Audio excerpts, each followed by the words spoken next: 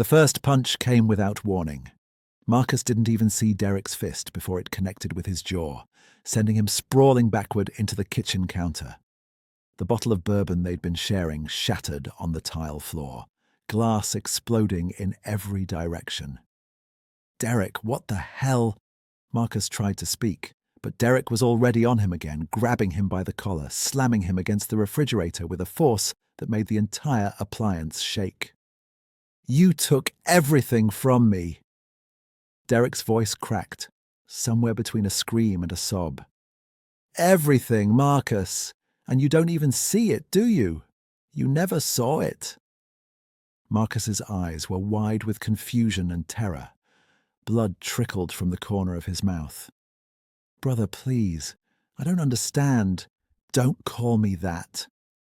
Derek's face was inches away now, twisted with 15 years of buried rage finally erupting. "Don't you ever call me that again." This is the story of two friends who grew up like brothers in Sacramento, California. One who achieved everything, and one who lost everything, including himself. What you're about to hear will make you question how well you really know the people closest to you.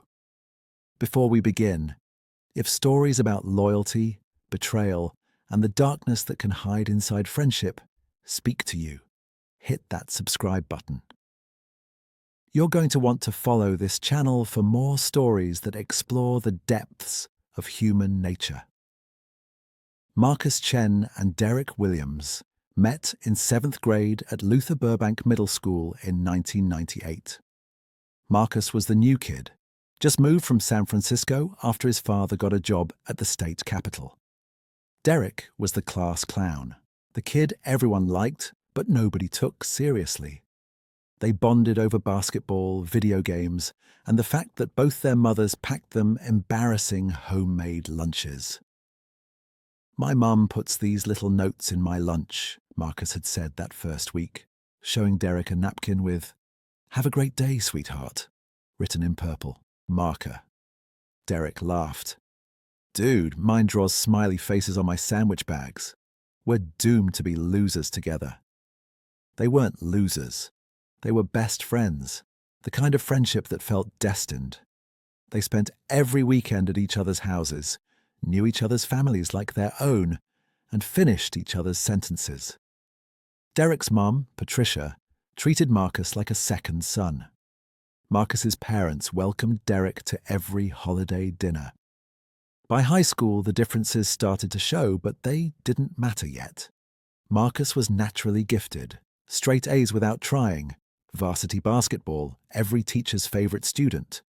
Derek was solid B's, bench warmer on the team, the guy who made everyone laugh but never quite stood out. But they were still brothers. Derek was Marcus's best man at his 19th birthday party. Marcus helped Derek study for the SATs, spending hours going over practice tests.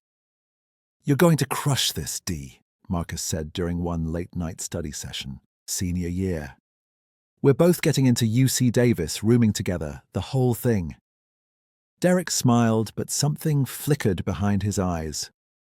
"What if I don't get in, man?" "Then we figure it out. We're a package deal, remember?" Marcus got into Davis with a partial academic scholarship. Derek got his acceptance letter 3 weeks later, but without financial aid. His family couldn't afford it. Marcus went to Davis. Derek went to Sacramento State and lived at home. "It's just 2 years at State, then I'll transfer," Derek told Marcus over the phone that summer. "We'll link up then." "Absolutely, brother. This is just temporary." But temporary became permanent. Marcus thrived at Davis, joining a business fraternity, landing internships, networking with people whose parents owned companies. Derek worked part-time at Best Buy while taking classes, watching his best friend's Instagram fill with pictures of opportunities Derek didn't have access to. Every time Marcus came home on break, the gap felt wider. "You should meet some of the guys in my frat," Marcus said during Christmas break of their sophomore year. "They're always looking for solid people." "Yeah, maybe," Derek said, knowing he didn't have the $500 membership fee, couldn't afford the time away from work, would never fit into that world. If you're relating to this, if you've ever felt left behind while someone close to you moved forward, leave a comment below. Sometimes the most painful betrayals start with circumstances nobody controls. Then came Emily Rodriguez. She walked into Derek's life in the spring of 2005, a transfer student at Sacramento State, with a smile that made Derek forget every insecurity he'd been carrying. She was studying psychology, volunteered at an animal shelter on weekends, and laughed at Derek's jokes in a way that made him feel like the most interesting person in the world. Their first date was at a Mexican restaurant on J Street. Derek had saved up 2 weeks of tips to afford it. "So tell me about your best friend," Emily said, sipping her margarita. "You've mentioned Marcus like 20 times tonight." Derek laughed, embarrassed. "Sorry, we've just been tight since middle school. He's at Davis, killing it in business school. We don't see each other as much anymore, but yeah, he's like my brother." "That's sweet. I'd love to meet him sometime." 3 months later, Marcus came home for summer break. The three of them met for drinks at a bar in Midtown Sacramento. Derek watched Marcus and Emily talk about business ethics and social psychology, watched them connect on an intellectual level Derek couldn't quite reach. Marcus was charming without trying. Emily laughed at his stories about campus life, asked him questions about his internship at a tech startup. "Your boy's going places," Emily told Derek later that night as they lay in her apartment. "You must be proud." "Yeah," Derek said, staring at the ceiling. "He always lands on his feet." "You will too. You're just on a different timeline." But Derek didn't want a different timeline. He wanted Marcus's timeline. He wanted to be the guy people asked questions. He wanted to go places. Marcus graduated in 2007 and got hired immediately at a marketing firm in San Francisco. Derek finished his degree in 2009 during the recession and spent 8 months applying to jobs before settling for an assistant manager position at a sporting goods store. He proposed to Emily that Christmas with a ring he'd been making payments on for 6 months. She said yes. Marcus flew in from San Francisco to celebrate, bringing a bottle of champagne that cost more than the ring. "Congratulations, brother!" Marcus hugged Derek hard. "Emily, welcome to the family. Derek's lucky to have you." "I'm the lucky one," Emily said, but her eyes lingered on Marcus just a second too long. Derek noticed. He didn't say anything, but he noticed. The years that followed were a study in diverging paths. Marcus got promoted twice, moved into a condo in Soma, and started investing in startups. His Instagram was a highlight reel of success. Conferences in Austin, hiking in Yosemite, dinners at restaurants where entrees cost what Derek made in a day.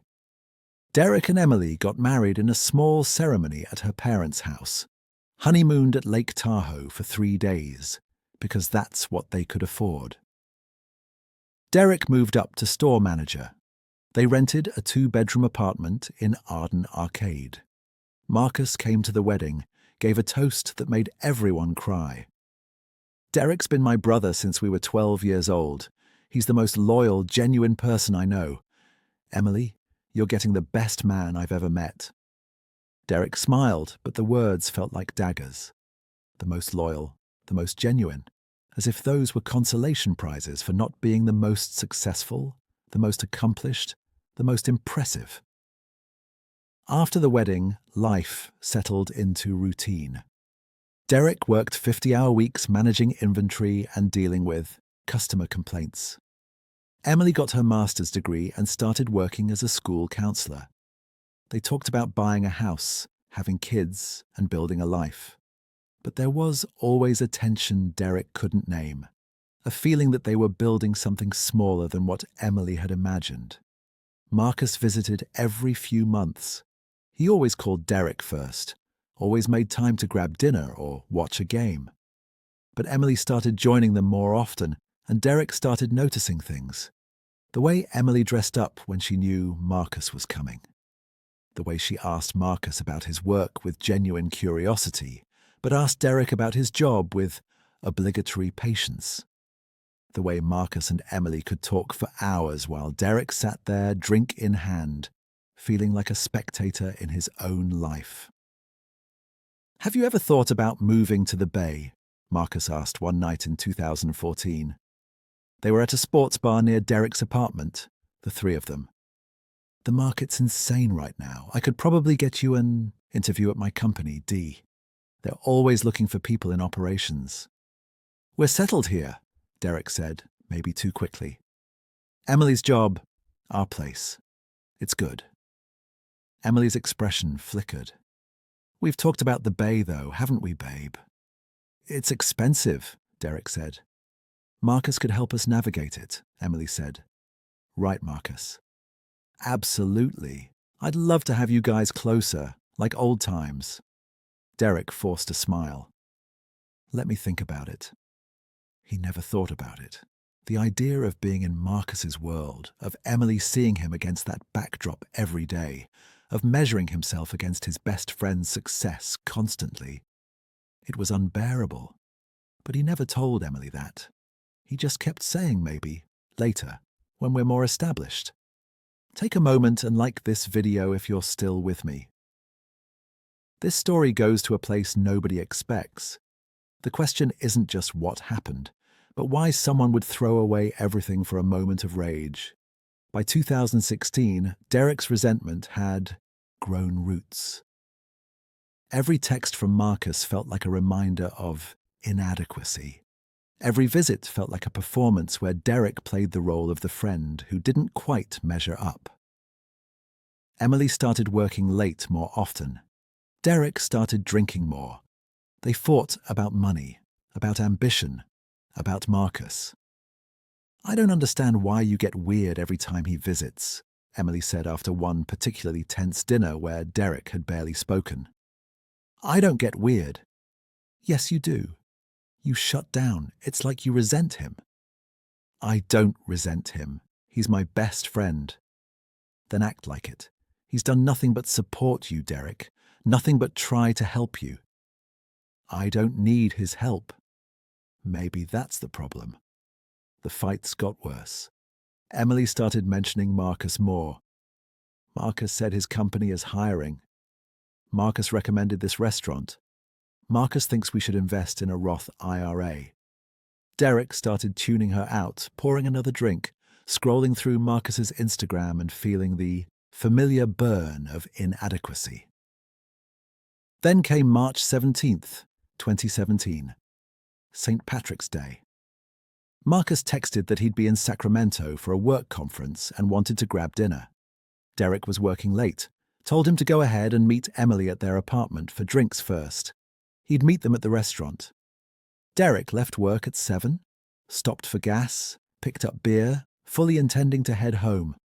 But something made him turn around, some instinct, some suspicion he'd been pushing down for years. He drove back to his apartment complex and parked down the street. Through the window of his own apartment, he could see them, Marcus and Emily, sitting on the couch, close, too close. He watched Emily laugh at something Marcus said, watched Marcus put his hand on her knee. Watch Emily not move it away. They weren't doing anything, not technically, but Derek saw everything in that moment. The way she looked at Marcus, the way Marcus leaned in, the ease between them that felt like betrayal, even in its innocence. Derek sat in his car for 20 minutes, hands shaking, rage building. He finally walked into his own apartment. "Hey, babe!" Emily jumped up from the couch too quickly. "We were just waiting for you." Marcus stood, smiling. "Brother, ready to get some food? I'm starving." Derek looked between them. "How long have you been here?" "Like 30 minutes, Marcus said. "Why?" "Just asking." They went to dinner. Derek ordered whiskey, then another. Marcus talked about the conference, about a promotion he was up for, about maybe relocating back to Sacramento to open a regional office. Emily's eyes lit up. That would be amazing. You could finally take me up on that job offer, Dee, Marcus said. Run operations for the Sacramento branch. It would be like a dream, man. Working together. Yeah, Derek said, voice flat. The dream. The months that followed were slow torture. Marcus didn't relocate, but he visited more often for work. Emily started going to the gym more, dressing differently, coming alive in ways Derek hadn't seen in years. Derek started staying late at work, avoiding home, drinking more, letting the poison seep deeper. He wasn't crazy. He never caught them doing anything. But it wasn't about what they did. It was about what they were. Two people who belonged in the same world, who understood each other in ways Derek never could. It was about watching his wife look at his best friend the way she used to look at him. It was about being invisible in his own life. On August 3rd, 2017, Derek came home early from work with the flu. Emily was at school. He opened his laptop to check their bank account and saw she'd left her email open. He told himself not to look. He looked anyway. There were dozens of emails between Emily and Marcus. Nothing explicitly inappropriate, but the tone, the frequency, the intimacy of their exchanges. Marcus asking Emily for advice about a woman he was dating. Emily confides in Marcus about her frustrations with Derek, about feeling stuck, about wondering what her life might have looked like if she'd made different choices. Marcus saying he understood, saying she deserved happiness, saying Derek was lucky to have her, even if he didn't always show it. Derek felt something crack inside him. It wasn't evidence of an affair. It was evidence of something worse, an emotional connection that excluded him, a parallel relationship he wasn't part of, a betrayal that didn't need physical touch to destroy him. If this story is affecting you, if you understand the complexity of jealousy and insecurity, drop a comment below and share your thoughts. We're getting close to the night that changed everything. September 22nd, 2017. It was a Friday. Marcus texted he was coming through Sacramento on his way back from a client meeting in Reno. Could he crash at their place? Emily said yes before Derek could answer. Derek got home from work at 8. Marcus arrived at 9, six-pack in hand, big smile. Brother, thanks for letting me crash. Didn't want to drive all the way back tonight. Emily made appetizers. They opened wine. Derek poured bourbon. They sat in the living room talking. But Derek wasn't really there. He was watching how Emily angled her body toward Marcus, watching how Marcus made her laugh, watching the ease of their conversation while his own contributions fell flat. I should probably head to bed, Emily said around 11. Early morning tomorrow. Derek, you coming? In a bit. Gonna finish this drink with Marcus. Emily kissed Derek's cheek, squeezed Marcus's shoulder as she walked past. Night, boys. Don't stay up too late. Derek and Marcus sat in silence for a moment. Then Marcus spoke, voice gentle. You okay, man? You've been quiet tonight. I'm fine. You sure? Because you don't seem fine. You haven't seemed fine in a while. What's that supposed to mean? Marcus sighed. Derek, talk to me. We've been friends for what? 19 years? I know when something's wrong. Does it work? Money? You can tell me. I don't need your help. I didn't say you did. I'm just... What, Marcus? Derek's voice rose. You're just what? Concerned? Checking in on your charity case? Whoa, where is this coming from? Derek stood up, started pacing. You really don't see it, do you? See what? How you've taken over my entire life. My wife talks about you more than she talks to me. You're always here, always calling, always offering to help, to fix things, to give advice. You're living this perfect life, and I'm just... His voice broke. I'm just the friend who didn't make it. Marcus stood now too, genuinely hurt. Brother, that's not true. I don't think that. I've never thought that. But it is true. Look at us, Marcus. Look at where we are. You've got everything. And I've got this apartment and a job I hate and a wife who wishes she married someone else. Emily loves you. Does she? Derek laughed, bitter. Or does she love who she thought I'd become? Does she love me, or does she love you? Marcus's face went pale. Derek, nothing has ever happened between Emily and me. Nothing. I would never. But you want to, don't you? I've seen how you look at her. I don't. And she wants you. I see it every time you're here, the way she lights up, the way she becomes someone different, someone better. You're drunk, man, and you're wrong. Emily is crazy about you.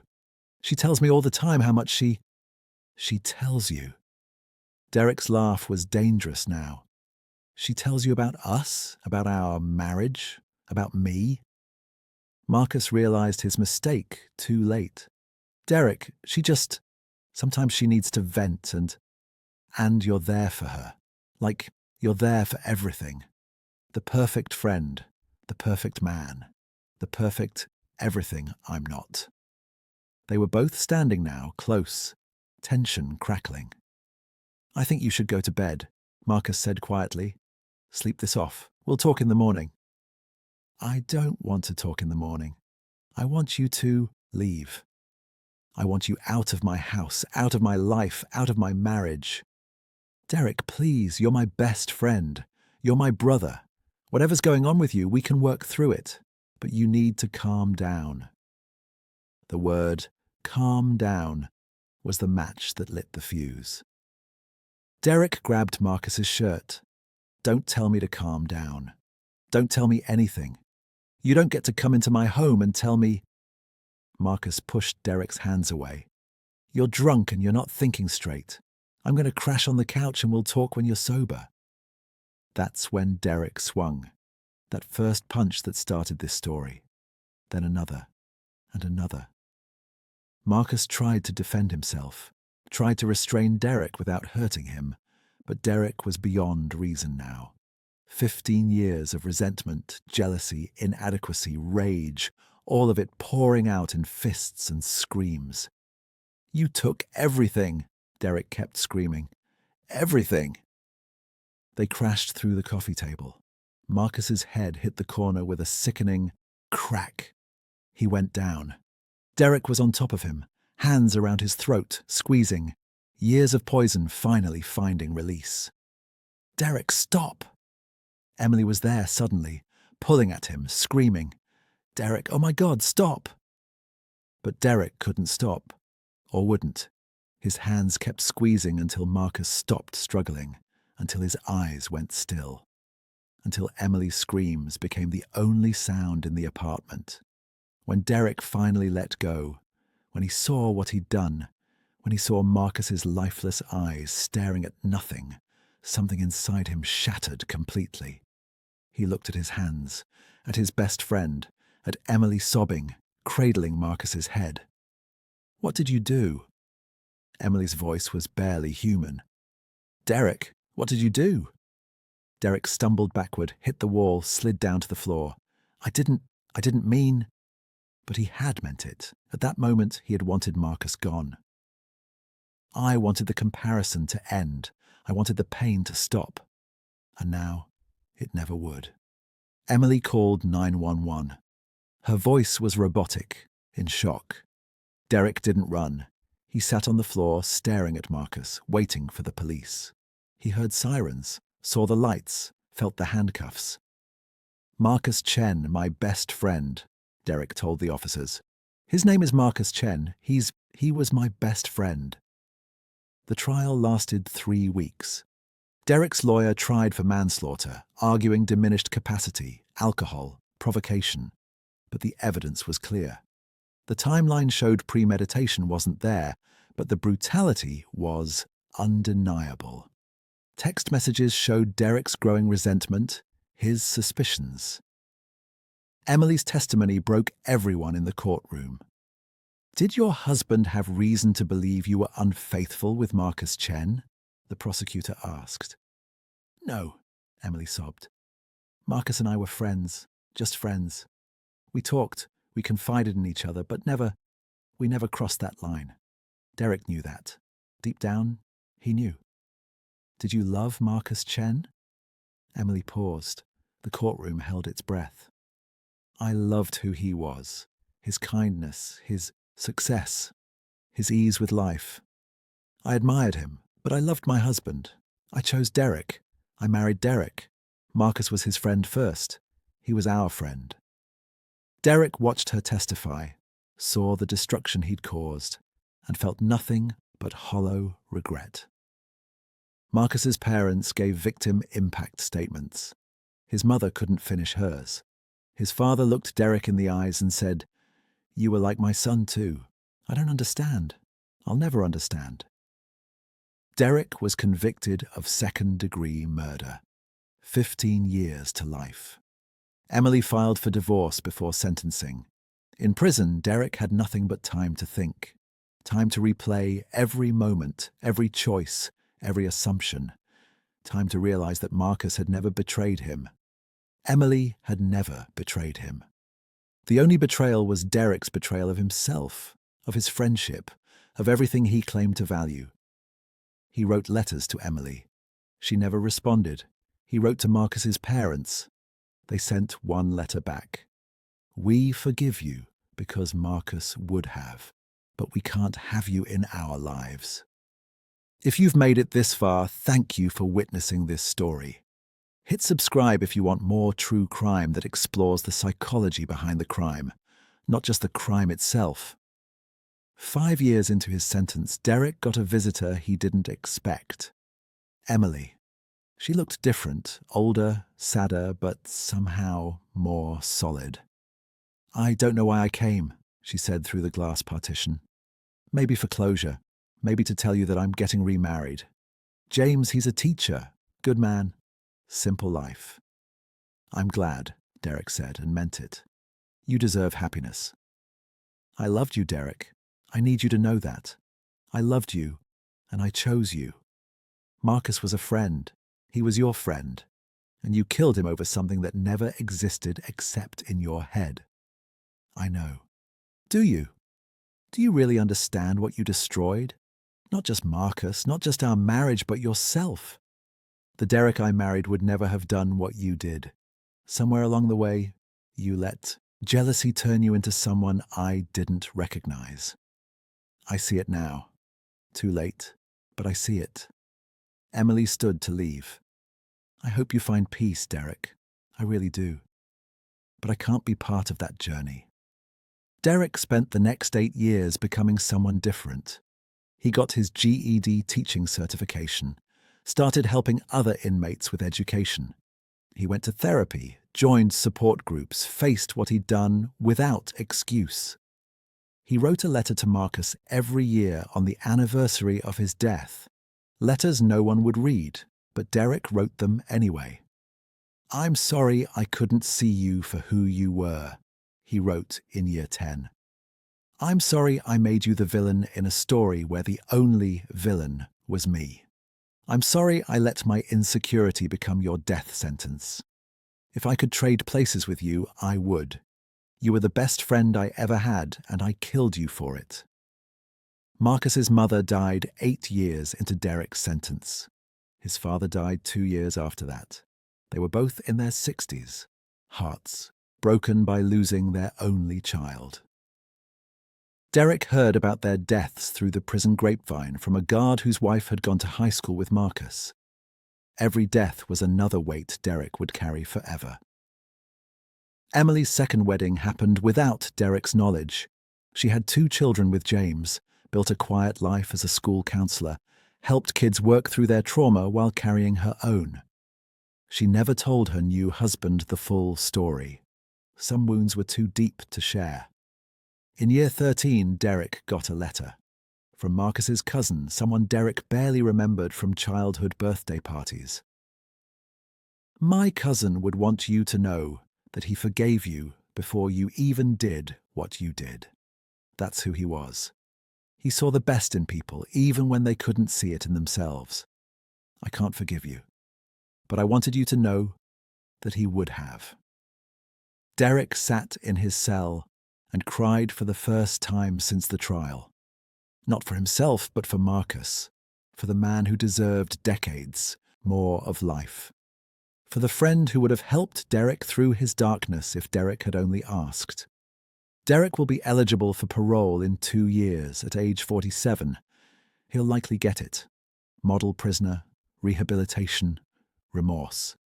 He'll walk out of prison into a world where Marcus Chen has been dead for 20 years, where Emily has built a life he's not part of, where his parents are elderly and heartbroken, where he's the man who murdered his best friend over jealousy that existed only in his mind. Some people are asking, could Derek have been stopped? Were there warning signs? The answer is yes. The fights with Emily, the drinking, the withdrawal, the resentment that anyone who knew them could feel. But in 2017, we didn't talk about toxic masculinity, about the danger of men who feel emasculated, about the violence that can erupt from insecurity. We do now. We have to. Marcus Chen was 33 years old when he died. He was building a life, planning to propose to his girlfriend, talking about moving back to Sacramento to be closer to family. He had nephews who adored him, parents who cherished him, a best friend he loved like a brother. He died because that brother couldn't love himself. Emily Rodriguez is 42 now, living in Portland, Oregon, a mother of 2, a school counselor who specializes in helping teens deal with violence and loss. She still has nightmares about that night. She still wonders what she could have done differently. She still carries the guilt of those emails, even though she knows, rationally, that she didn't cause what Derek did. Derek Williams will walk out of prison in 2027. He'll have to register, report, rebuild from nothing. He'll carry Marcus's death with him every day for the rest of his life. That's his sentence. Not the years in prison, but the years after, knowing that his best friend is gone because Derek chose rage over honesty, violence over vulnerability, murder over simply asking for help.